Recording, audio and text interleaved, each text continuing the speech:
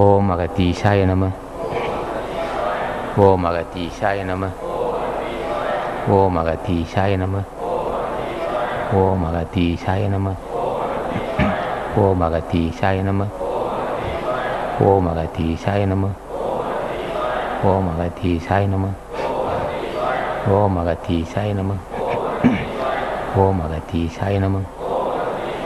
ஓம் அகத்தீசாய நம. ஓம் அகத்தீசாய நம. ஓம் அகத்தீசாய நம. ஓம் அகத்தீசாய நம. அன்புள்ள பெரியோர்களே, தாய்மார்களே, வணக்கம். அன்பர் மோர் செல்லப்பட்டியார் அவர்கள் சித்தர்கள் போட்டி தொகுப்பை படித்தார்கள். அன்பர் மாதவன் அவர்கள் மகான் மாணிக்கவாசகர் அவருடைய போட்டி திருக்குறளை பாராயணம் செய்தார்கள். அன்பர் கருணாகரன் அவர்கள் திருக்குறள் 4வது அதிகாரமாகிய அரண் வலியுறுத்தலை படித்தார். நூல்கள் எல்லாம் மனித வர்க்கம் முன்னேற வேண்டும், அவரவர்கள் அடையக்கூடிய ஆன்ம லாபத்தை அடைய வேண்டும், மோட்சம் பெற வேண்டும், ஜென்மத்தை கடைத்தேற்றிக் கொள்ள வேண்டும் என்று வகுக்கப்பட்டதாகும். எத்தனையோ கோடான கோடி நூல்கள், ஞான நூல்கள். அதில் மகான் மாணிக்கவாசகர் அவர்கள் தோத்திரமாக பாடியுள்ளார்கள். தோத்திரம் என்பது கடவுளை புகழ்ந்து பாடுவதாகும். கடவுளை புகழ்ந்து பாடி ஆசி பெற்ற மக்கள் பெறலாம். திருக்குறள் சாத்திரம் அல்லது வேதம். மனிதன் இப்படி நடந்து கொள்ள வேண்டும் அப்படின்னா அங்கே கடவுளை போற்றி ஆசி பெற வேண்டும் என்று அந்த நூல்கள் சொல்லும். திருக்குறள் இப்படி நடந்தால் இப்படி ஆகும், இப்படி நல்லது, இப்படி நடக்க வேண்டும் என்று சொல்லுது. அறிவுரை நூல், அறநூல், அறிவுரை நூல். இந்த நூல்கள் எல்லாம் அறிந்து கொள்ள வேண்டும் என்றால் நாமும் புண்ணியம் செய்து கொள்ள வேண்டும், புண்ணியம் செய்திருக்க வேண்டும். திருவாசகம் போன்ற நூல்களை படிக்க வேண்டும். திருவாசகத்தை தொட்டாலே ஞானிகள் நம்மை பார்ப்பார்கள். சித்திரமொழி நூலதனை தொட்ட போதே சித்தரெல்லாம் ஒற்றனை சேர்ந்து கொள்வார்கள்.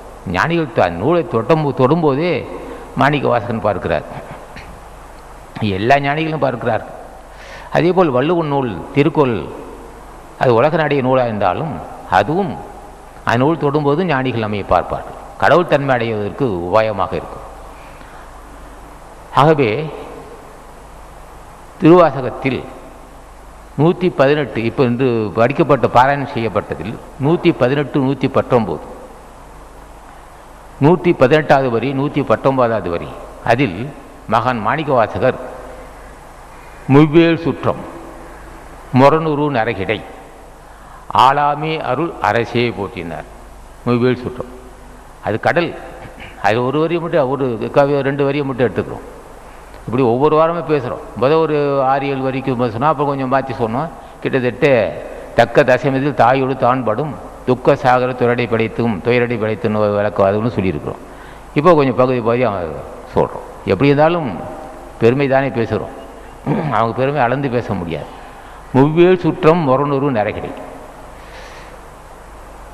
அப்போது மாணிக்கவாசகர் சொல்வது போல, ஒருவன் கடை தேறினாள் அல்லது உண்மை போல் அறிந்தால், பூஜை செய்தால், புண்ணியம் செய்தால், அவன் மட்டுமல்ல, அவன் முன்னோர்கள், அந்த அவன் ஜென்மத்தை கடைத்திட்டினவன் அல்லது முத்தி பெற்றவன், அது மோட்சம் பெற்றவன், அது வீடு பேறு பெற்றவன், ஞானம் பெற்றவன், தன்னை அறிந்தவன், அவனுடைய 21 தலைமுறைக்கும் நன்மை உண்டாகினார். ஒருவன் கடவுள் தன்மை அடைய வேண்டும் என்றால் 21 ஜென்மம் எடுத்தாக வேண்டும். 21 ஜென்மங்கள் எடுக்காமல் ஒருவன் கடைத்தர முடியாது. அதில் பாடுபட்டே வருவான். நாம் எடுத்த பிறவியோ கணக்கில் அடங்கா பிறவி. அப்படி எடுத்த பிறவில் யாரேனும் ஒரு மகான் மனமிறங்கி இப்படி அகத்தீசனை வணங்குங்கள், திருமலை தேவனை வணங்குங்கள் என்று சொன்னால், அப்படி ஞானிகள் திருவடியை பூஜை செய்தால் அந்த ஜென்மத்தில் தொடர்கிறார். அந்த ஜென்மத்தில் தொடர்ந்து பெரிய ஒரு ஆசியினால அடுத்த ஜென்மம் என்று 21 தலைமுறைக்கு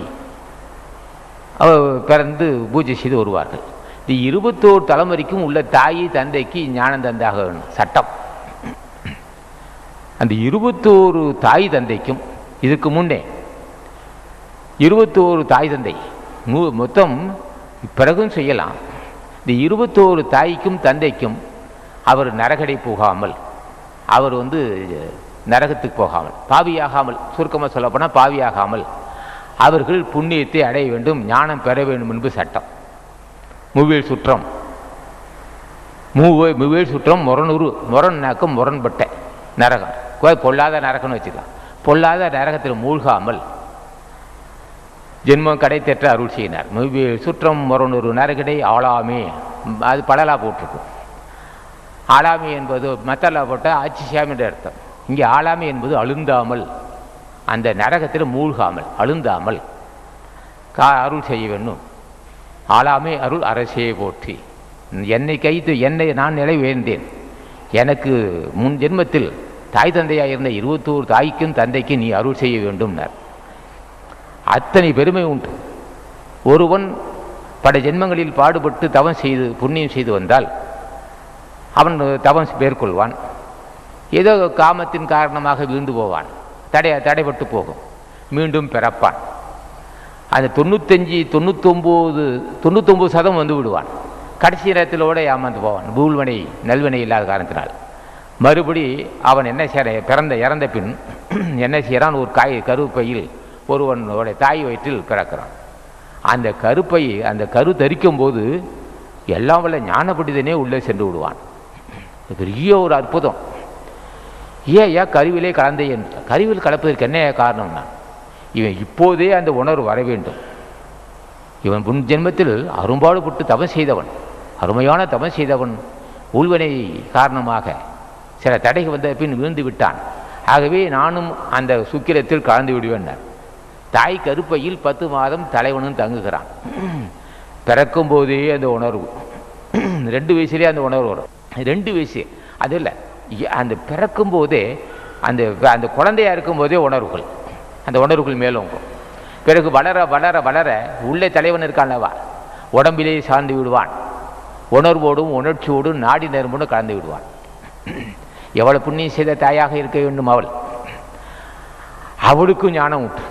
அவள் எங்கே பிறந்தாலும், இது மாதிரி ஞானியை பெற்றெடுத்தவள் எங்கே பிறந்தாலும் அங்கே சென்று அவர்களுக்கு தேவையான உபதேசம் செய்து, அவர்கள் பாவம் செய்யாத பாதுகாத்து, புண்ணியம் செய்ய வைத்து அவர்களையும் உயர்த்துவான். அது மட்டும் இல்லை, தந்தை செய்த பாவத்தை நீக்கி அவனுக்கும் நிலை உயர செய்து அவனும் ஞானியாக்குவான். ஆகவே இந்த 21 தாய்க்கும் 21 தந்தைக்கும் நன்மை உண்டு. ஞானியை பெற்றெடுத்தான். மாணிக்கவாசகர் சொல்றார், மூவேல் சுற்றம் முரணொரும் நரகிடை, பொல்லாத நரகத்தில் ஆளாமே அருள் அரசே போற்றி. இந்த என்னை பெற்றெடுத்த இந்த 21 தலைமுறைக்கு ஞானத்தை உண்டாக்க வேண்டும், நரகத்தில் மூழ்காமல் இருக்க வேண்டும், அறியாமை சொல்லக்கூடாது. நரகத்தில் மூழ்குக்கு என்ன காரணம்? அறியாமை. அந்த அறியாமை நீங்கும். அறியாமை என்றால் என்னென்னா, பொருளாதாரத்தை கண்டு மயங்குதல், அது எப்படியும் சேகரிக்க வேண்டும், அல்லது பொல்லாத காமவெறி, அல்லது ஜாதி வெறி, அதில் மதவெறி, யானென்று கர்வம், பேராசை, லோபித்தனம், வஞ்சனை, இதெல்லாம் அறியாமை. இதுதான் அறியாமை சின்னம். அறிவில்லாதவனா இதுதான், அதுக்கு அறியாமைன்னு அதான் பொருள். தேவையில்லாமல் சிந்திப்பான், தேவையில்லாமல் மற்றவன் மேல் கேஸ் போடுவான், தேவையில்லாமல் போலீஸ் ரிப்போர்ட்டு கொடுப்பான், கொடுமை செய்வான். ஏதோ பொருள் காணா போனால், வீட்டில் ஒரு பொருள் காணா போனால் வேறு இடத்த வச்சுருப்பான். அந்த பொருள் அவன் வேலை செய்தவன் மேலே குறை சொல்லிவிடுவான், வேலை செய்தவன் மேலே போலீஸ் ரிப்போர்ட்டு கொடுத்துருவான். அவனை கொண்டு சித்திரவதை செய்வார்கள், மூட்டை கட்டுவான். அது கடைசியில் பார்த்தா அந்த வச்ச நகை, அது 10,000 அதில் 10,000 மதிப்புள்ள ஒரு 10 பவுன் நகை வேறு இடத்துல இருக்கும், மறுபடியும் விடுப்பான். செய்த குற்றம் யாராவது செய்து விடுவான். இது என்ன செய்வான்? அதுதான் அறியாமை.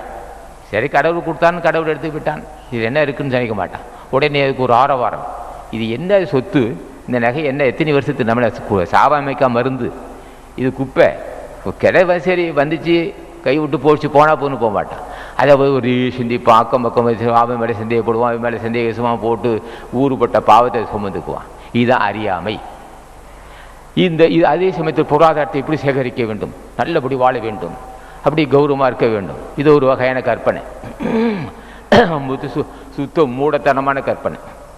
நீ கௌரவமாக இருக்க நினைக்கலாம், கௌரவமாக இருக்க நினைக்கிறது, அதுக்காக இப்படி ஒரு ஊறுபட்ட அராஜகம் செய்து பொருளாதாரத்தை போய் இங்கேயும் சொல்லி மூட்டை கட்டி கௌரவமாக இருக்க நினைக்கலாம். இது ஒரு அறியாமை.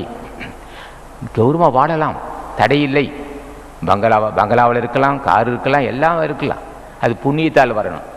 அது ஏமாத்துவதால் வஞ்சனையால் வரக்கூடாது. மற்ற சொத்தை அபகரித்தா இப்படியெல்லாம் பெருமை வர முடியும், இருக்க முடியாது.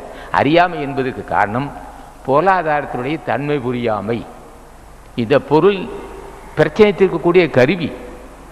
வீடு கட்டுவதற்கு, நிலம் வாங்குவதற்கு, அல்லது காரு வாங்கிறதுக்கு, நகை வாங்கிறதுக்கு, அல்லது அன்றாட உடை துணிமணி வாங்கிறதுக்கு, சாப்பாடு வாங்கிறதுக்கு, இதுக்கு ஆகும். பிரச்சனை தீர்க்க கருவியை தவிர அது பிறவி பிணிக்கு மருந்தாக இருக்குமோ? இருக்க முடியாது. பிறவி பிணிக்கு மருந்தாக இருக்க முடியாது. அதே பொருள் அவனை நரகத்தை தள்ளிவிடும். அறியாமை உள்ளவனுக்கு பொருள் சேர்ந்தால் நரகத்துக்கு போவான். அவன் சேர்க்கின்ற பொருளும் நரகத்துக்குரியது, அவன் அறிவும் நரகத்துக்குரியது, அவனும் நரகத்துக்குரியவனே. இந்த அறியாமையே நரகம். அந்த முரணுரு நரகை, அது முரண்பாடு. அது போன்ற அறிவு இருக்காது. இந்த 21 தலைமுறைக்கும் ஆசான் பார்க்கிறான், அறியாமையில் மொழி இருக்கிறான் இவன். அந்த அறியாமையிலிருந்து விடுபட வேண்டும். பொருளாதாரத்தின் பலகீனங்கள் அல்லது சிறப்பு, அது பலகீனங்கள் அல்லது சிறப்பு. இந்த சிறப்பு அந்த என்ன செய்வான், அறிவுள்ள சாந்திய ஞானிகள் ஆசியிருந்தால் இந்த பொருளாதாரம் கிடைத்து விட்டது, அரப்பணை செய்து கொள்வோம், நல்ல காரியத்தை ஜென்மத்தை நல்ல காரியம் செய்து தான தர்மம் செய்து ஜென்மத்தை கடைத்திட்டுக் கொள்வோம் என்று எண்ணுவது சிறப்பறிவு. இதை கைவிட்டு போகக்கூடாது, எப்படி இறுகி பிடித்து கொள்ளணும் அப்படின்னு லோபித்தனமாக இருப்பது அறியாமை, மூடத்தனம். அப்போ அந்த 21 தலைமுறைக்கு என்ன செய்வார்கள் ஞானிகள்? அவனுக்கு அந்த அறிவு தந்து பொருளாதாரத்தை வரும்போதே தற்காரம் செய்து கொள்ள வேண்டும் என்று உணர்வுகளை ஊட்டுவார்கள். பிறகு என்ன செய்வார்கள்? இந்த 21 தலைமுறைக்கும் அது உண்மை போல் அறிய செய்வான். உடம்பு என்பது அநித்தியமானது, உயிர் நித்தியமானது. நம்ம கட்டுகின்ற வீடு, நம்ம வாங்க இருக்கின்ற கார், நகைகள், செல்வங்கள், உலகம் எல்லாம் அழியக்கூடியது. அழியாத ஒன்று இருக்குது, அறக்கடவுளாக இருக்கிறான், அவன் அடைய வேண்டும், அதுக்குரிய அறிவு, அதுக்குரிய முயற்சி இருக்கணும்னு சொல்லலாம். அந்த உணர்வு ஊட்டிக்கிட்டே இருப்பாங்க. இந்த 21 தலைமுறைக்கும் அந்த உணர்வு வந்துக்கிட்டே இருக்கும். அதில் உள்ள தாய்க்கும் தந்தைக்கும் அந்த உணர்வு ஊட்டி பொருளாதாரத்தின் இயல்பு, உடம்பு இயல்பு, உயிர் இயல்பு, உலக நடை, அடுத்து பேசுகின்ற பேச்சு, செய்கை, சிந்தனைகள் எல்லாம் நிலை உயர்ந்துக்கிட்டே இருப்பார். இதுதான் அந்த பாடலோட மூவியில் சுற்றம் மரநூறு நரகடை ஆளாமை அருள் அரசே போட்டினார். அப்போ இதுக்கு என்ன காரணம்? அறம் செய்தால், தர்மம் புண்ணியம் செய்தால், புண்ணியம் செய்த மக்களுக்கு இந்த வாய்ப்பு கிடைக்கும். புண்ணியம் செய்தால் பொருளாதாரத்தின் பலகீனம் தெரியும், அது பொருளாதாரத்தின் பெருமை தெரியும். புண்ணியம் செய்தால் என்ன, புண்ணியம் இருந்தால் என்ன செய்வான்? புண்ணியவான்களுக்கு பொருள் வரும், நட்பு பெருக்கிக் கொள்வான், மனைவிட அன்பு காட்டுவான், வெறித்தனமாக அலைய மாட்டான். இப்படில அந்த புண்ணியம் செய்தால் அந்த சிறப்பறிவு. அப்போ அது ஞானிகள் ஆசியால் கிடைக்கும். அந்த ஒரு அறிவை மட்டும் எடுத்துக்கிட்டோம், அதுக்கு நிறைய சொல்லலாம், அது பெரிய கடல். அது போன்று சரி, இதெல்லாம் தலைவன் ஆசி இல்லாமல் முடியாது. சரி, நமக்கு ஐயா அவரு தான் 21 தலைமுறைக்கு அருள் செய்கிறார், நமக்கு என்ன கதி? நமக்கு என்ன கதி? அவரே ஆசி தான். மாணிக்கவாசகன் அழைத்து, பொருளாதாரத்தின் இயல்பு தெரியாது இருக்கிறேன், எனக்கு செல்வம் பல லட்சங்கள் இருக்குது, ஆனால் இது உண்மை என்று நினைக்கிறேன், இது பொய் என்று எனக்கு உணர்த்த வேண்டும். சரி, பொய் என்று உணர்கிறேன், ஆனால் கொடுப்பதற்கு அறிவு வர வேண்டும் அல்லவா? அரப்பணி செய்து ஜென்மத்தை கடைத்திட்டுக் கொள்கின்ற அறிவு நீ தர வேண்டும்.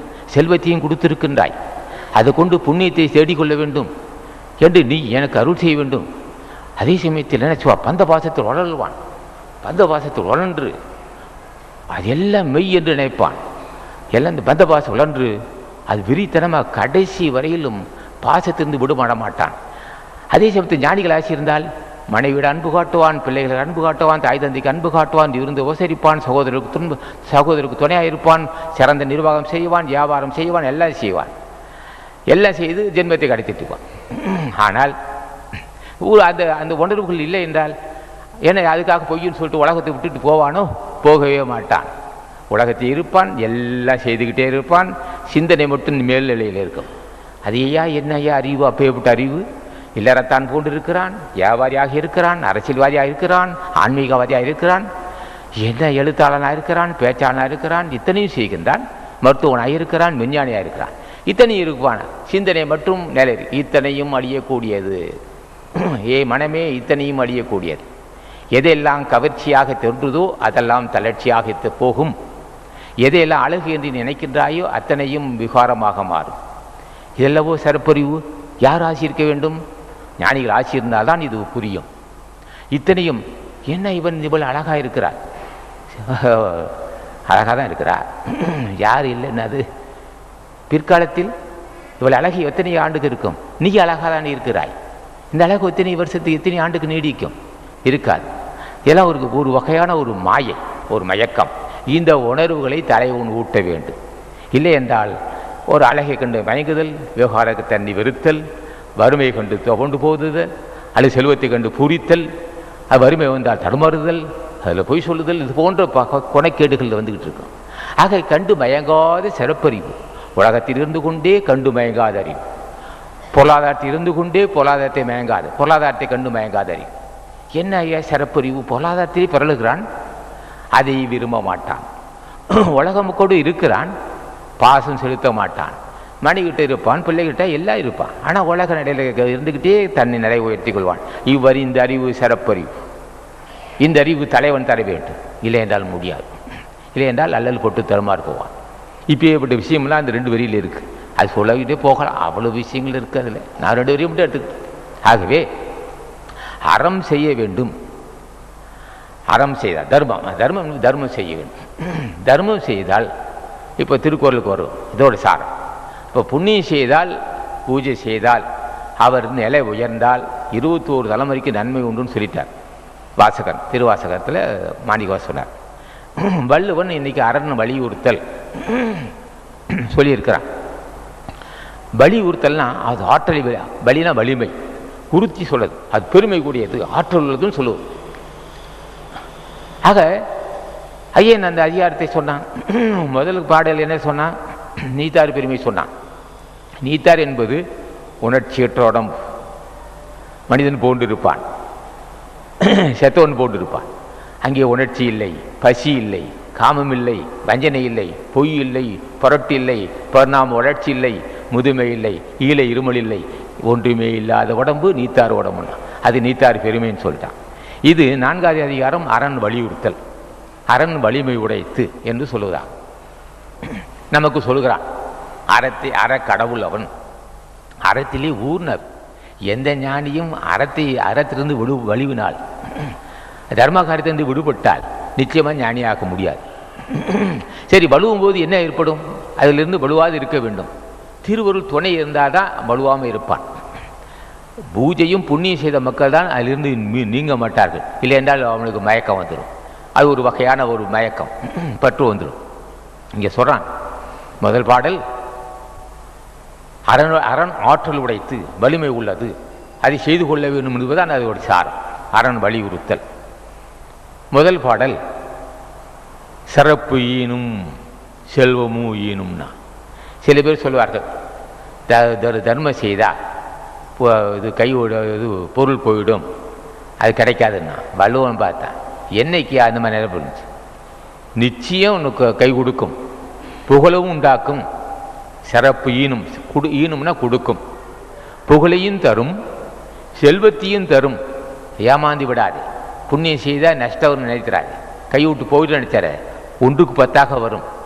சிறப்பு ஈனும் செல்வமும் ஈனும் அறத்தினுங்கு ஆக்கம் எவனோ இருக்க. அறத்தை விட ஊங்குன்னா மேம்பட்டு, அறத்தை விட மேம்பட்ட ஆக்கம் எவனோ உயிருக்குன்னா. ஏன் உடலுக்கு சொன்னான்? உயிருக்கேன்னு சொல்லணும்னா, உடம்புக்கு எப்போதுமே நரதரை உண்டு, அதுக்கு ஈழை இருமல் உண்டு. உயிருக்கு எப்போதும் நரதரை கிடையாது. அது குறுகாது, விரியாது, அது நலியாது, மெலியாது, அதுக்கு மட்டும் எப்போதும் உண்டு. இந்த உடம்பு அழியலாம். எத்தனையோ உடம்பு தாங்கி வந்திருக்கு இந்த உடம்பு, உயிர். ஆகவே உயிருக்கு ஆக்கம் தேடும், உயிருக்கு ஆக்கத்தை உண்டாக்குன்னா. இந்த ஜென்மத்தில் செய்த புண்ணியம் அடுத்த ஜென்மத்துக்கு வரும். நலியலாம், உடம்பு நலியலாம், ஆனால் செய்த புண்ணியம் உயிருக்கு துணையாக இருக்கும்னு சொன்னான். அதை விட மேம்பட்ட ஆக்கம் இந்த உலக மக்களுக்கு இருக்க முடியாது. உயிருக்கு எவனோ உயிருக்கு வேறு ஆக்கம் இல்லை. ஆகவே அறம் புண்ணியம் செய்தால் புகழும் தரும், செல்வமும் தரும். இதை விட மேம்பட்ட ஆக்கம் உயிருக்கு இருக்க முடியாது என்று சுருக்கமாக சொல்கிறோம். அடுத்தது 2வது பாடல், அறத்தினுங்கு ஆக்கமும் இல்லை, அதனை மரத்திலின் ஊங்கில்லை கேடுனா. ஊங்குன்னா மேம்பட்ட அறத்தினுங்கு ஆக்கம் இல்லை. ஒரு ஜென்மத்தை கடைத்தேற்ற விரும்புகிறவர்கள் அறத்தை செய்து கொள்ள வேண்டும். கையில் காசு இல்லையண்ணா, ஏன் டியூட் ஒரு அங்கே வந்தால் ஒரு அம்மா பேசாமல் இருந்தது. வாசலில் ஒரு சின்ன பிள்ளைங்க ஒரு சில பேர் இருந்தாங்க. என்னையா என்னம்மா இவங்கெல்லாம் வாசல் நிற்கிறாங்க ஏதோ இருக்கான்னு. நான் என்ன விஷயம் கையில் ஒன்றும் இல்லை, பின்புறத்தில் முருங்கை மரம் இருக்கான்னு கேட்டார். இருக்குன்னு. அதில் கொஞ்சம் கீரை உருவுமா, ஒரு இவ்வளோ கீரை உருவி அப்படியே உப்பு தண்ணியை போட்டு அப்படியே வதக்கு, கொஞ்சம் எண்ணெய் சட்டியில் கொஞ்சம் எண்ணெயை ஊற்று, கடுகு உளுந்தம் பருப்பு போட்டு பொரியணும். கடுகு உளுந்தம் பருப்பு பொரிஞ்சதுக்கப்புறம் வெங்காயத்தை அரிஞ்சு அதில் போடு. வெங்காயம் வதங்கினதுக்கப்புறம் 2 மிளகாய் அள்ளி போடு. உப்பு தண்ணி மிளகாய் அள்ளி போட்டு கொஞ்சம் வதக்கு. வெங்காயம் நல்லா வதங்கின அப்புறம் மிளகாயை போட்டு ஒரு ஒரு வதக்கி பிள்ளைங்களுக்கு கொஞ்சம் கொடுன்னா. இதுவும் புண்ணியம்னா. பஞ்சபராரிக்கு பச்சிலையாயின்னு கொடுக்கலாம், அந்த கொஞ்சம் கொடுத்தா அது பசியார். ஐயோ பின்னாடி பின்புறத்தில் வாழை மரம் இருக்குண்ணா, இது தாரி வெட்டின மரம் இருக்குண்ணா. வெட்டி விளாது வாழைத்தண்டை கொண்டு வந்து அதை அறுத்து, அது துண்டுலாம் அறுத்து அதை வேக வச்சு ஒரு நாள் கருவு வந்து பருப்பு மிளகாய் போட்டு தாழ்ச்சி கொடுத்தா அது பிள்ளைங்க சாப்பிடணும். அதுவும் புண்ணியம்னா. இப்படியாவது எந்த வகையிலாவது பச்சிலையாவது ஒரு கீரை கொடுத்தாலும் புண்ணியம். பச்சிலையும் பரிந்துடுமின்னார் ஊர் சொல்வார் அப்படின்னார். பச்சிலை ஒரு இதோட ஒரு புண்ணியமாக செய்யலான்னா ரொம்ப லகுவாடு. இது செய்ய தள்ளப்பட்டால் மேலும் செல்வம் பெருகுன்னு சொல்லுவான். ஆகவே அறத்தினுங்கு ஆக்கமும் இல்லை. ஒரு ஆன்மாவுக்கு ஜென்மத்தை கடைத்தற்ற மக்களுக்கு அறத்தை விட மேம்பட்ட ஆக்கம் இருக்க முடியாது. அதனை மரத்திலின் ஊங்குலைக்கிற அதை மறந்துட்டா அதை விட கேடு இல்லை. என்ன ஏன் தர்ம செய்யாட்டி ஏன் கேடுன்னா மீண்டும் பிறக்க வேண்டிய சூழ்நிலை வரும். ஜென்மத்தை கடைத்தற்ற விரும்பவும் செய்து கொண்டே இருக்க வேண்டும். இல்லை என்றால் செய்யாது விட்டு விட்டால் மீண்டும் கேடு வரும். கேடு என்றால் என்ன? அப்போ தர்ம செய்யாட்டி இப்படி கேடு வரணும், மீண்டும் நரகத்துக்கு போவேன், இன்னொருத்தர் சுக்கிரத்துக்கு போகணும், இந்த ஒரு பெண்ணுடைய கருப்பையில் தங்கணும், தங்கி மறுபடியும் பிறவி எடுக்க வேண்டியா இருக்கும். ஆகவே கேடு வரும், நலிவு வரும்னா. தர்மம் செய்தால் என்னன்னா தன்னை பற்றி அறிவான், புண்ணியம் செய்தால் தன்னை பற்றி அறிவான், ஆன்மாவை பற்றி அறிவான், உலகத்தை பற்றி அறிவான், உலக அனித்தியம் என்று அறிவான். பிறகு ஆன்மாவுடைய இயல்பறிந்து மூச்சு காற்று இயல்பறிவான், மூச்சு காற்று இயல்பறிந்து உடம்பு கூடிய தன்மை தெரிவான். இது காமதேகம். இந்த காமதேகத்தை அனல் கொடுத்து அந்த காமதேகத்தை நீக்கிக்கொள்ள நினச்சிக்குவான். இது நீக்கிக்கொள்ள வேணும் என்று உணர்வு வரும். புண்ணியம் செய்திருந்தால். பாவம் செய்தால் மேலும் மேலும் வெறி வந்து நரகத்துக்கு போவான். ஆகவே கேடு வரும். தர்மம் செய்தால் ஆக்கம் உண்டாகும், இல்லை என்றால் கேடு வரும்னா. 3வது பாடல். எந்த வகையிலாவது தர்மம் செய்யினார். ஒள்ளும் வகையான் அரைவனை ஓவாதே. ஒள்ளும் வகையான் என்பது முடிந்த அளவுக்கு, இயலும் திறன் என்று இயலும் வகையால் முடிந்த அளவுக்கு, முடிந்த வகையில் நம்மால் எந்த அளவுக்கு முடியுமோ அந்த அளவுக்கு அறப்பணி செய்ய வேண்டும்னா செய்தபன் வள்ளுவன். இயலும் திறத்தான் அந்த அவங்களுடைய இயல்புக்கு ஏற்ற மாதிரி அறப்பணி செய்ய. ஒள்ளும் வகையான அறவனை ஓவாதே. தர்ம காரியத்தை ஓவாதே என்பது விடாதே. ஓவாதே சொல்லுவாயெல்லாம் செய்யலாம். இங்கே துறையூரில் செய்ய முடியாது, அன்னதானம் செய்யறதுக்கு வாய்ப்பு இல்லை. ஸ்ரீரங்கம் சமயபுரம் திருவாநாயக்காவல் இருக்கு, அங்கேயே கட்டி சோறை கட்டுறோம், ஒரு இட்லியை கொண்டு போகிறோம், அங்கே இருக்க ஏழைகள் கொடுக்குறோம், புண்ணியத்தை தேடிக்கணும். எங்கேயாவது இங்கே செய்தால் அக்கம் பக்கம் உள்ளவங்க கிண்டல் செய்வான், பெரிய தர்ம பிறகு அப்படின்னு கிண்டல் செய்வான். வெளியூர் போயிட்டால் பிரச்சனை இல்லைண்ணா, அப்படியாவது செய்யணும். முடிந்த அளவுக்கு எங்கெல்லாம் செய்ய முடியுமோ அங்கே செய்யணும்னா. 4வது பாடல். மனத்துக்கண் மாசில நாதல்னா. பெரிய பெரிய பாடல். குற்றம் இல்லை, மனசில் குற்றம் இல்லாமல் இருந்தால் அதுவே அறம்னா. என்னையா உடம்பே காமதேகம், காமதேகத்திலேருந்து உணர்வுகள் இப்படி இருக்கணும். காமதேகத்துக்கு காம உணர்ச்சி இருக்கும், காமதேகம் இருக்கிறனாலே அறியாமல் இருக்கும். காமதேகத்தின் காரணமாக உலக நிலையானது, பொருள் நிலையானது, நாம் நீடித்து இருப்போம், பல காலம் இருப்போம். இந்த உணர்வுகள் அதுக்கு காமத்தால் வந்த உடம்பின் கேடு, உடம்புக்குள்ள குண இயல்பு. இந்த குண இயல்பு என்ன செய்யும்? தாய் தந்தையார் எடுத்த காமதேகத்துக்கு அந்த குணைக்கேடு இருக்காதான் செய்யும். நிலை இல்லாததை, அழியக்கூடியதை இறுக்கி பிடித்து கொள்வான், அழியக்கூடியதை இறுக பிடித்து கொண்டு விடமாட்டான். அது மாதிரி உள்ளவர்களுக்கு குணக்கு மனமாசு இருக்கும். அப்போ திருவள்ளுவர் துணை இருந்தால், திருவள்ளுவர் துணை இருந்தால் என்னாகும்? உலகத்தை புரிந்து கொள்வான். இது நன்மையா தீமையா? இல்லை, இதை புரிந்து கொள்வது. உலகத்தை பற்றி புரிந்து கொண்டவன் மன தூய்மையாக வைத்துக் கொள்வான். மனத்துக்குன்னா மனசில் மாசிலன், குற்றம் இல்லாதவன். அப்போ மனசுக்கு மாசு வந்தது, குற்றம் வந்ததுக்கு என்ன காரணம்? காமத்தால், உயிரால் வந்த குற்றமா? உயிரால் மனசில் மாசு வந்துச்சா? உடலால் வந்ததா? செய்த பாவத்தால் வந்ததா? அல்லது வேறு வகையில் எப்படி மனசில் மாசு வந்தது? மாசு எப்படி வந்தது? மாசு என்பது என்ன? அது இயற்கை காரணமாக வந்ததா? இயற்கை காரணமாக வந்ததா? அல்லது நிலத்தின் இயல்பாக வந்ததா? எந்த காரணத்துக்காக மனசில் மாசு வந்ததுன்னா, மாசே காமத்தால் வந்தது தான். அந்த காமதேகம் சிந்தனையை தெளிவுபடுத்தாது. காமதேகம் நீங்கியது, மனசில் குற்றம் நீங்கியது. காமதேகம் நீங்கியது, பெருந்தன்மை வந்தது. காமதேகம் நீங்கியது, தெளிவு வந்தது. காமதேகம் நீங்கியது, சிறப்பறிவு வந்தது. காமதேகம் நீங்கியது, பகுத்தறிவு வந்தது. காமதேகம் நீங்கியது, தன்னை அறிந்தான். காமதேகம் நீங்கியது, தலைவனை அறிந்தான். காமதேகம் நீங்கியது, பண்பாக பழகிறான். காமதேகம் நீங்கியது, சினமில்லை. காமதேகம் நீங்கியது, பொறாமை இல்லை. காமதேகம் நீங்கியது, எல்லா பெண்களையும் தாயாக நினைப்பான். அப்போ மனத்துக்குன் மாசில நாதல் அனைத்தரன் முடிச்சிடான் ஒரு ரேட். குற்றமற்ற எதையுமே அறத்துக்கு தகுதி உள்ளது. குற்றம் இருந்தா, அறியாமை இருந்தா, பொருளாதாரத்தை கண்டு மயங்குவான், பெண்களை கண்டு மயங்குவான், பொய் சொல்லுவான், பொறாமைப்படுவான், சிண்டு முடிச்சு விடுவான், யாராஜகம் செய்வான். அவ அதுலேருந்து எப்படி விடுபடுவது? அந்த மாசு அதுக்கு என்ன உபாயம்? அப்போ அதுக்கு ஒரே ஒரு அந்த காமத்தால் என்னது? யோகிகள் அது திருவுருள் துணை கொண்டு புண்ணியம் செய்ய செய்ய, பூஜை செய்ய செய்ய காமதேகம் நீங்கும். காமதேகம் நீங்கினால் தெளிவான அறிவு வரும். அவன் தான் அறப்பணி செய்வான். இல்லை என்றால் என்ன செய்வான்? குற்றமுள்ளவன் பொருள் கடவுள் கொடுத்தாலும் நிச்சயமாக வஞ்சனை செய்வான், பொய் சொல்லுவான், அதை கண்டு பயங்குவான். அது எப்படி சேகரிக்கும்? 10 மூட்டை போட்டன்னு சொல்லுவான், கடைசியில் பார்த்து 2 மூட்டையோட போட மாட்டான், 8 மூட்டை ஏமாற்றுவான். பருப்பு 20 மூட்டை வாங்கின கணக்கு இருக்கும், 5 மூட்டை தான் வாங்கியிருப்பான், மிச்சம் ஏமாற்றுவான். பொருளாதாரத்தை கண்டு மயங்குவான். அவன் செய்யத்தான் ஏமாத்து வேலை. பந்தல் பெருசாக போடுவான், பெரிய பெரிய போஸ்டர் அடிப்பான், அன்னதானம்பான், இப்படியுமா அப்படிமா. கடைசியில் பார்த்தா ஏமாத்தவன் 100 பேர்த்துக்கு கூட சோறு இருக்காது. எல்லாம் விளம்பரத்தை நிறைய செய்வான். இந்த விளம்பரதாரம் பூராவும் சுத்த யோக்கிய பயிரான். ஏன்டா இந்த அறியாமல் வந்ததுன்னா, அவனா செய்யறான், அவன் செய்த பாவம். இதை கண்டு மயங்கிட்டான். பொருளாதாரத்தை மக்கள் நிறைய பேர்கிட்ட வசூல் செய்வான். நிறைய பேர்கிட்ட அந்த நன்கொடை போட்டு வாங்கிக்கிட்டே இருப்பான். வாங்கி கடவுள் பார்ப்பான், இதான் வந்துவிட்ட வரமாட்டேன். உடனே சனீஸ்வரன் தான் வருவான்னா, ஸ்ரீதேவி வரமாட்டா, மூதேவி தான் வருவா. அவன்ட்டு இதயத்தில் மாசு, செய்கையில் மாசு, செய்வதெல்லாம் அயோக்கித்தனம், பேசுவதெல்லாம் அயோக்கித்தனம், சிந்தனையே அயோக்கித்தனம், அவனே அயோக்கியப்பட. ஆஹா, எவ்வளோ பெரிய கொடுமை! ஏன் வள்ளுவ பெருமான் சொன்னான், மனத்திலே மாசு இல்லாதவன் மனத்துக்குன்னு மாசில. குற்றமற்ற இதயத்தில் தாய் போன்று இருப்பான் அவன், குற்றமற்ற இதயத்தில் தந்தை போன்று இருப்பான்.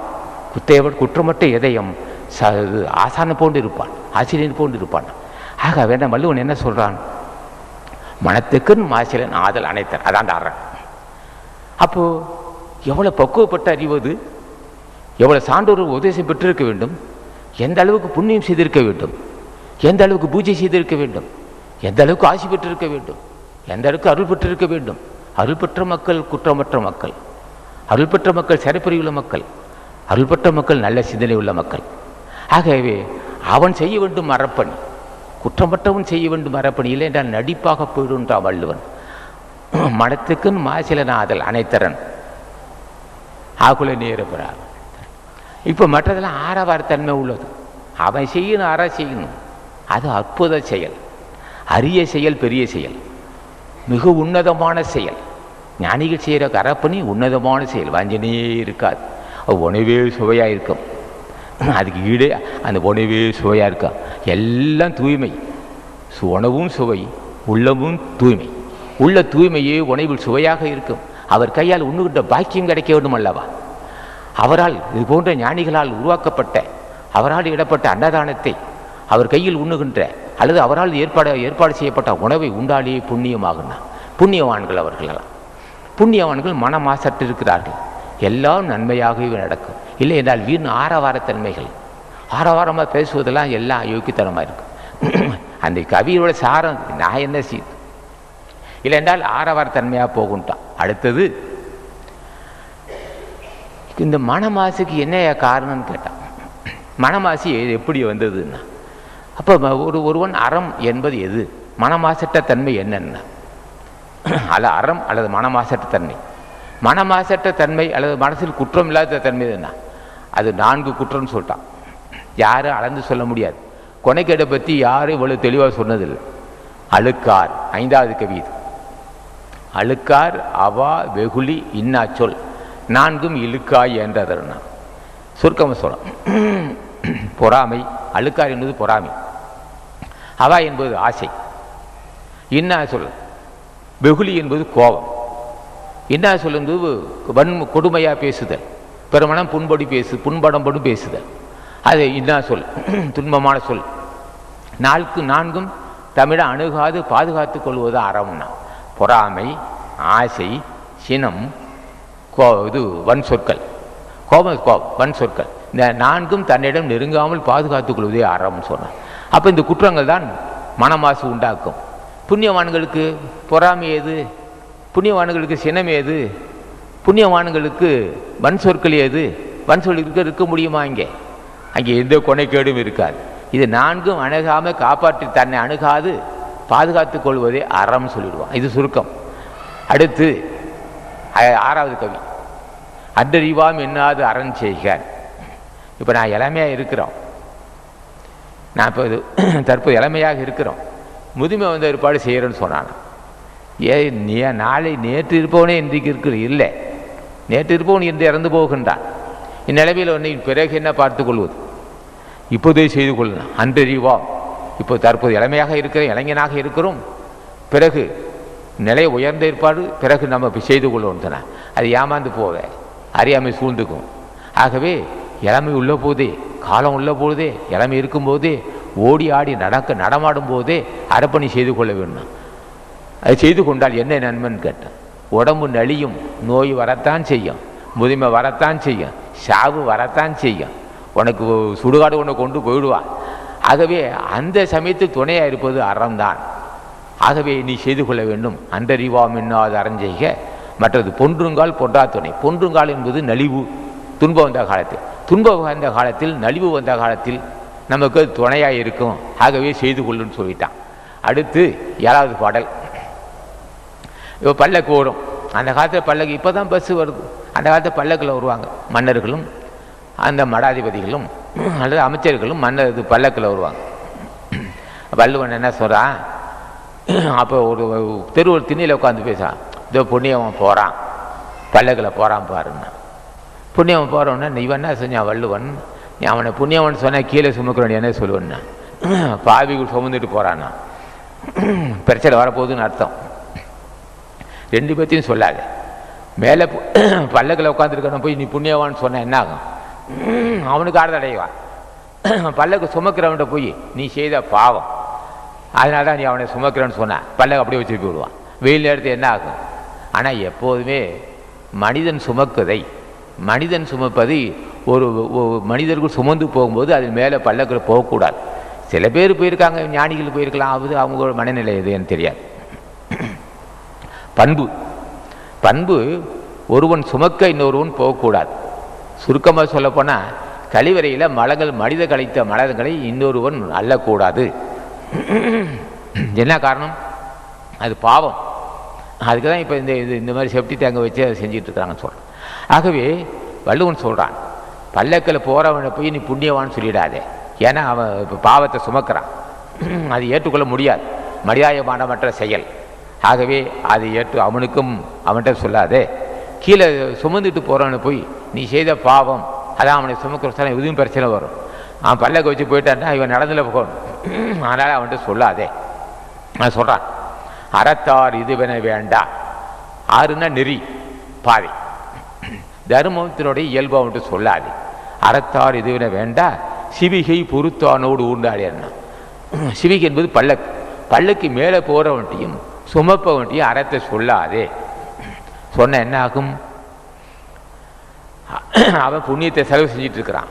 அவன் கீழே வச்சுட்டு போயிட்டா வெயில் நேரத்தில் அவன் நடந்துல போகணும். ஆக அவன்கிட்ட 2 பேர்த்தையும் சொல்லாதே.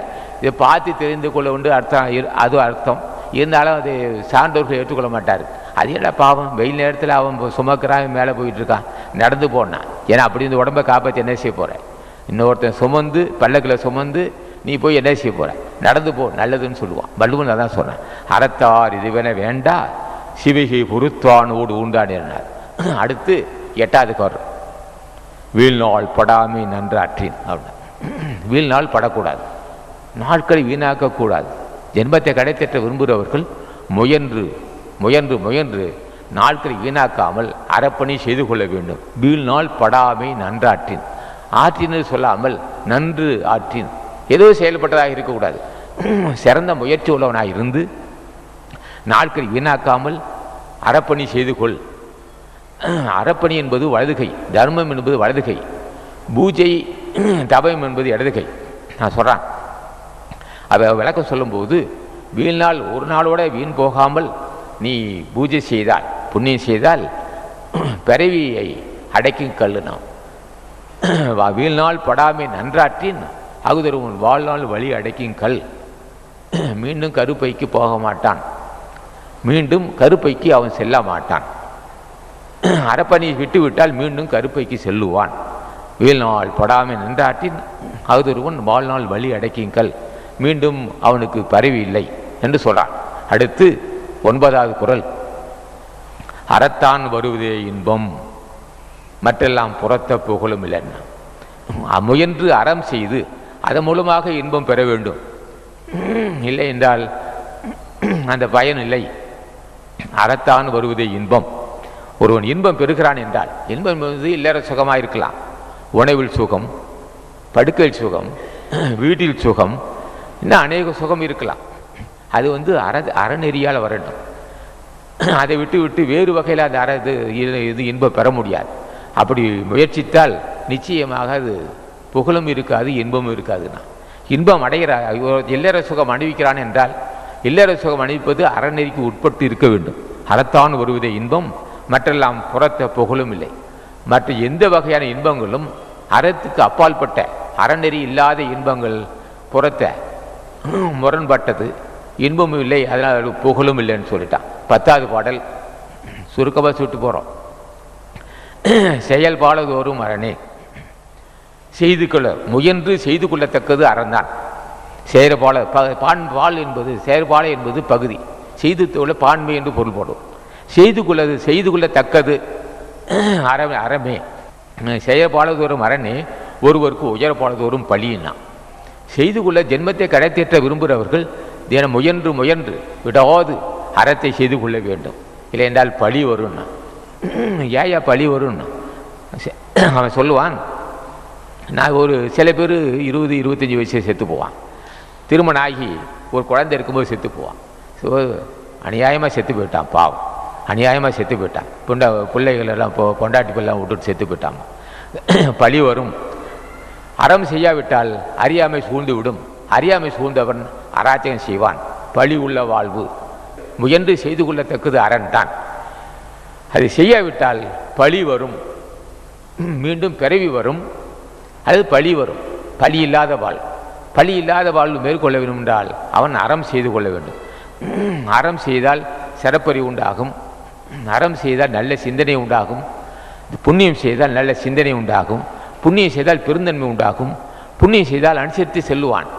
புண்ணியம் செய்த மக்கள் மனைவியை குற்றத்தை பார்க்க மாட்டார்கள். அவள் நம்ம செய்த வினைப்பயன் ஏதோ தவறு செய்கிறான், சரி, அதை பற்றி நம்மளுக்கு கவலை இல்லை. அதை புண்ணியம் செய்த மக்கள் மனைவியின் குற்றத்தை மன்னிப்பார்கள். அதே போல் புண்ணியம் செய்த மனைவியும் கணவன் செய்த குற்றத்தை மன்னிப்பாள். இல்லை என்றால் சிந்தித்து கொண்டே மனசு வேறுபடாது. இதுவரையிலும் தண்டிக்கப்பட்டது மனைவியே தான். மனைவியால் கணவன் தண்டிக்கப்பட்டதாக இல்லை, ஒன்றிருந்து இருக்கலாம். ஆனால் கணவனால் மனைவி தண்டிக்கப்பட்டிருக்கிறாள், சந்தேகப்படுவான். வாசல நிற்க முடியாது, அப்படி என்னமோ கற்பனை இருக்கு, வாசல நிற்க முடியாது, உடனே சந்தேகப்படுவான். அவனை பார்த்தியாம்மா, அவன் ஒரு உயர்ந்த மரபில் வந்து அவளாக இருப்பாள், இவன் அறவைக்காடு பயலாக இருப்பான். அவன் சந்தேகப்பட்டு அவள் வாழ்க்கையை பால்படுத்தி விடுவான்னு பாவி. அவள் ஒன்று தற்கொலை செய்து கொள்வாள், அது தாய் விட்டு போயிடுவாள். அது மாதிரி இது போன்ற ஒரு கேடுகள் புண்ணியம் செய்யவிட்டால் இது போன்ற ஒரு உணர்வுகள், அறியாமை உண்டாகும், சந்தேகம் உண்டாகும், பொருள் வெறி உண்டாகும், ஜாதி வெறி உண்டாகும், அன்பாக பழக மாட்டான். இது எல்லாம் அன்பாக பழகாவிட்டால் என்ன ஏற்படும்? பொருள் பேராசை பிடித்தவன், ஒரு விறகு கொட்டு வரும். நாங்கள் பார்த்துருக்கோம். அப்போது கிராமத்துலேருந்து ஒரு 6 கிலோமீட்டர் தூக்கிட்டு வருவோம். ஒரு பொம்பளை கையில் ஒரு குழந்தை இருக்கும். அந்த விறகு கிட்டத்தட்ட அந்த காலத்தையே 4 ரூபா போடும். இப்போ 25 ரூபா 30 ரூபா போடும். அங்கேருந்து தூக்கிட்டு வருவா. அப்படியே தடுமாறி குழந்தையும் தூக்கிக்கணும், தடை விறகும் வரணும். தூக்கிட்டு வருவா. இங்கே இது பூனாச்சியிலேருந்து செங்காட்பட்டு வருவா. வந்தவொடனே என்ன செய்வான், அந்த விறகு 5 ரூபா போடும். அந்த காலத்தில் இப்போ 30 ரூபா போடும். அவன் கேட்பான், விறகு என்ன இது விறகு விலைக்கு தெரியான்னு கேட்பான். அது சொல்லுவாள், விறகு தரதான்னு விறகு போடுறதான்பா. விறகு போடுறதான்னு கேட்கும்போது ஆமான்னு சொல்லுவாள். என்ன விலைம்பான். அவள் 7 ரூபா சொல்லுவாள். 1.5 ரூபாய்க்கு தெரியாமா. பாவி கேட்குறான் பாரு, நாசமாக போவேன். வேணான்னு சொல்லியிருக்கலாம், நாசமாக கேட்குறா பாரு அப்படிமா. இந்த ஏயா இந்த அறியாமை, அந்த பொருள் மீதுக்குள்ள வெறி, அந்த பொருள் மீது உள்ள வெறி, அந்த மாதிரி அவள் என்ன செய்வா, நாசமாக போகிறவன் இவனா உருப்பிடுவானா அப்படின்னு திட்டிகிட்டு போவான். ஆக நடுநிலையோடு வாழ்வதற்கு அறம் வேண்டும். இல்லை என்றால் என்ன செய்வான், பக்கத்து வீட்டுக்காரன் வறுமை வந்திருக்கும், கடன் சுமை வந்திருக்கும். அது வீடு 5 லட்சம் மதிப்புள்ளதாக இருக்கும். ஐயா வீடு விலைக்கு வச்சிடான்னு கேட்பான். இவன் நல்லா சூழ்நிலை தெரிந்துக்குவான். இவனுக்கு பிரச்சனை இருக்குது, கடன் சுமை இருக்குது, பிள்ளைக்கு திருமணம் வச்சுருக்கிறான். இந்த சமயத்தை முடிச்சு மடக்கணுன்றான். 5 லட்ச ரூபா மதிப்புள்ள விட்டால் 1.5 லட்சம் 2 லட்சத்துக்கு முடிச்சிருவான். எப்படியாவது அவனை வேறு வழி இல்லாமல் சிக்கல் போட்டு வாங்குறவனு விட மாட்டான். அதே அந்த வீடு உருப்படாத வீடு அப்படின்னு சொல்லிவிடுவான். அதையும் மடைத்து விதியும் என்ற சிவா அந்த 5 லட்ச ரூபா மதிப்பு விட்டு 3 லட்சத்துக்கு முடித்து அவன் சுடுகாட்டு அனுப்பிச்சிடுவான். இது என்ன காரணம்னா, புண்ணியம் இல்லாவிட்டால் பழி உண்டாகும். செய்யற பாலதோறும் அரணி ஒருவருக்கு உயர பாலதோறும், செய்யாது இருந்தால் பழி வரும். பாவி என்ற பேரெடுப்பான், பேராசிக்காரனாக இருப்பான், அடாதி செய்வான், சொத்து அபகரிப்பான். பழி இதுதான் பழி. இன்னும் சில பேர் ரொம்ப கொடிய பாவம் செய்தால் 2 குழந்தை விட்டுட்டு அநியாயமாக திடீர்னு சாவான். அவனுக்கு என்ன செய்வான், பாவி விட்டுட்டு செத்து போயிட்டான. செத்தும் உனக்கு பாவிப்பட்டான். பொருளை கேட்கும்போதும் பாவிப்பட்டான். நடுநிலையோடு இருக்க வேண்டும்.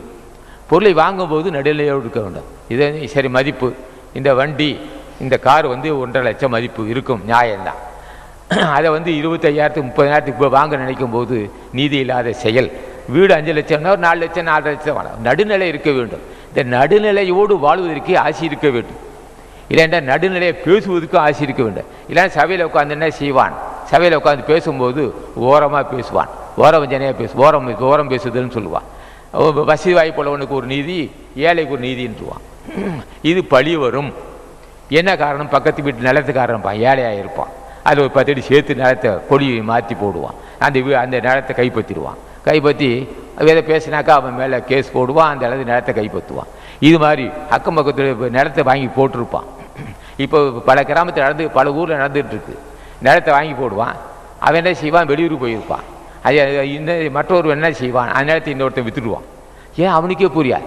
மற்ற இவன் நிலத்தை அவன் விற்று போடு அவனோட போயிட்டு இருப்பான். கடைசியாக என்ன ஆகும், அவன் பார்ப்பான், இவன் வீடு கட்டிகிட்டு இருப்பான். ஏன் எங்கள் நிலத்தில் வீடு கட்டேன்னு எந்த ஒரு பத்திரம் வச்சுருக்காம்மா. ஏன்னா நான் தான் நிலம் வாங்கினேன்னு, நான் முன்னையே வாங்கிட்டேன்ட்டுவான். இது ஒரு அராச்சகம் நடந்துகிட்டு இருக்குது, சமுதாயத்தில் நடந்துக்கிட்டே இருக்குது. இப்படியெல்லாம் நடந்துகிட்டு இருக்கும். அப்போ நீதி பழி இல்லாத பழி அறநெறி செய்தால் ஏன்டா அவன் சொத்து நமக்கு. ஒருத்தனை ஒரே நிலம் 3 பேத்துக்கு விற்றுருக்கான். எவ்வளோ பெரிய சாமர்த்தியம், எவ்வளோ பெரிய அறிவு. இது பதிவு ரிஜிஸ்டர் ஆஃபீஸ்லேயும் பதிவு செஞ்சுருக்கிறான். அது அவ்வளோ புண்ணியம் செய்திருக்க நிலம். கை விட்டு கை மாறி அது பத்திரம் மாறிக்கிட்டே வருது. இது போட்டு வர ராஜகம். வீட்டை கைப்பற்ற வேண்டியது, இங்கேருந்து வர வேண்டியது. இந்த வீடு நீ நான் வீடை வாங்கிட்டேன்னுவான். அது 10 லட்ச ரூபா உள்ள 10 பங்களாவாக இருக்கும். இந்த நேரத்தை இந்த வீடை நான் விலைக்கு வாங்கிட்டேன், வீட்டை காலி பண்ணுமா. எங்கள் வீடுன்னா உங்கள் வீடு இல்லையா, இந்த பத்திரம் மாறி இருக்குன்னா. இது எவ்வளவு கொடுமை. இது அரசாங்க கோளாறு.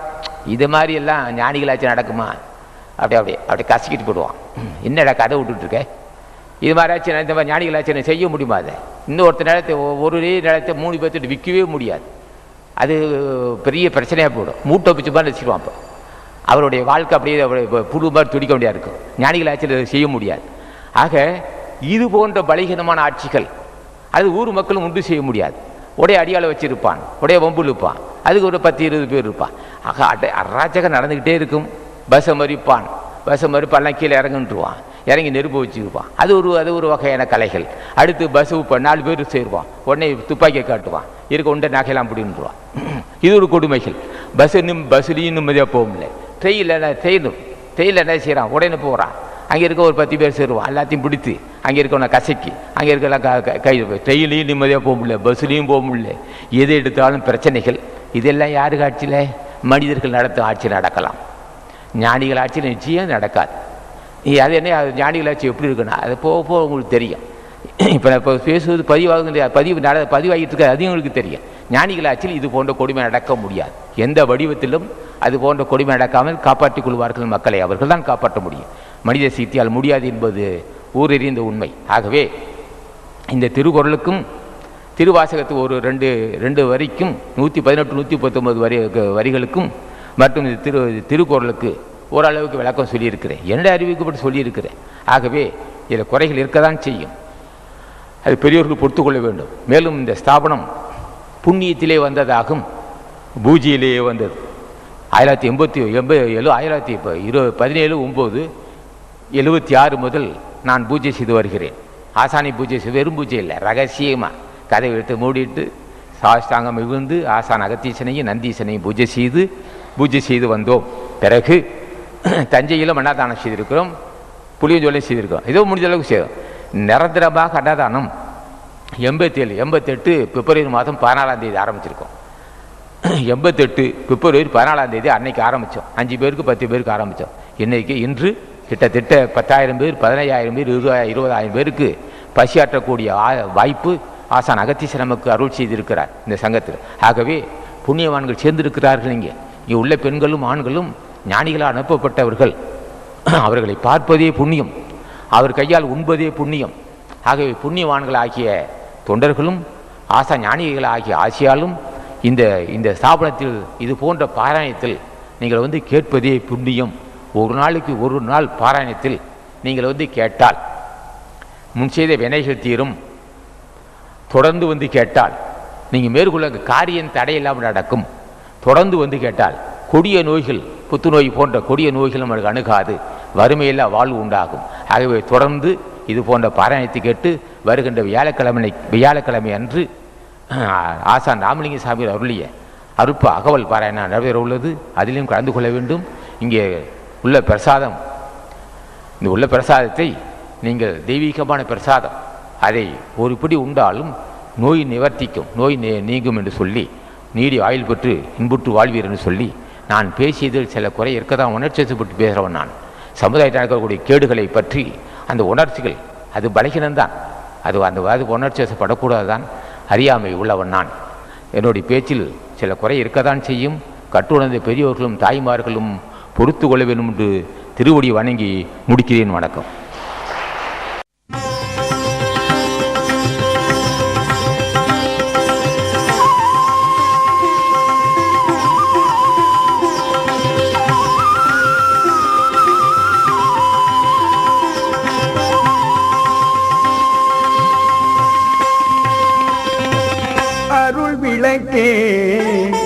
அருளுடரே அருஜோதி சிவமே, அருள் விளக்கே அருளுடரே அருஜோதி சிவமே, அருளமுதே அருள் நிறைவே அருள் வடிவ பொருளே, அருளமுதே அருள் நிறைவே அருள் வடிவ பொருளே, அருள் விளக்கே அருளுடரே அருஜோதி சிவமே.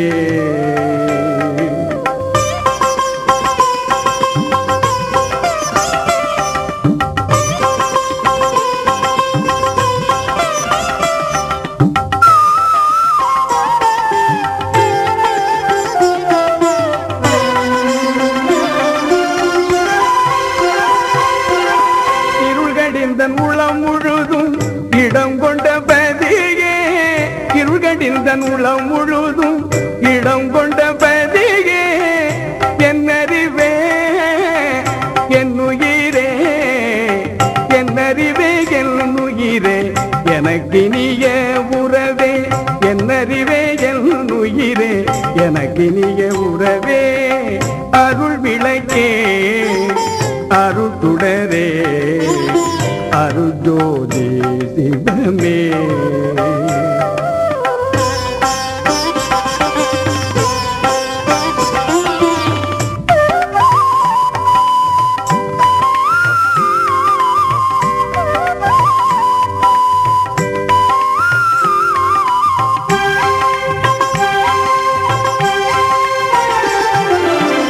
மருள்கடிந்த மாமணியே மாத்தரியா பொன்னே, மருள்கடிந்த மாமணியே மாத்தரியா பொன்னே, மந்தில் நடம் புரிகின்ற மணவாளா எனக்கே, மந்தில் நடம் புரிகின்ற மணவாளா எனக்கே, தெருளளித்த திருவாளா ஞான உருவாளா, தெருளளித்த திருவாளா ஞான உருவாளா, தெய்வ நடத்தரதேனா செய்மொழியே தருளே, தெய்வ நடத்தரதேனா செய்மொழியே தருளே, அருள் விளக்கே அருட்டுடரே அருஜோதி சிவமே. அருளமுதே அருள் நிறைவே அருள் வடிவ பொருளே, அருள் விளக்கே அருட்டுடரே அருஜோதி சிவமே.